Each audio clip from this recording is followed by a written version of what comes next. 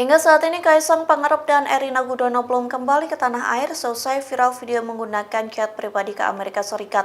Menanggapi hal tersebut, KPK didesak bekerja sama dengan lembaga penegak hukum luar negeri. Dengan begitu diharapkan KPK bisa mendalami dugaan gratifikasi dari Kaisang. Dikutip dari Kompas.com, desakan itu disampaikan oleh peneliti dari ICW yakni Diki Anandia.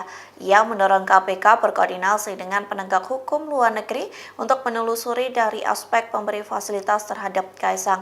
Pasalnya, Diki mendapat informasi bahwa chat pribadi yang digunakan Kaisang merupakan milik bos salah satu dari perusahaan e-commerce dari Singapura. Perusahaan tersebut diduga tergabung dalam konsorsium bisnis yang sahamnya terdaftar di Amerika Serikat. Diki menjelaskan secara hukum, Kaisang bukan penyelenggara negara yang wajib lapor kepada KPK. Namun kondisi ini perlu dipandang sebagai modus pihak swasta yang ingin memberikan gratifikasi kepada pejabat negara melalui keluarga.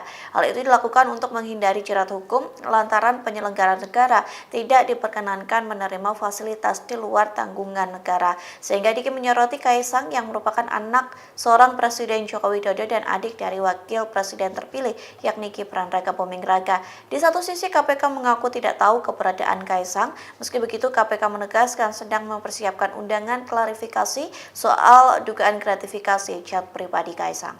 Download Tribun X sekarang, menghadirkan lokal menjadi Indonesia.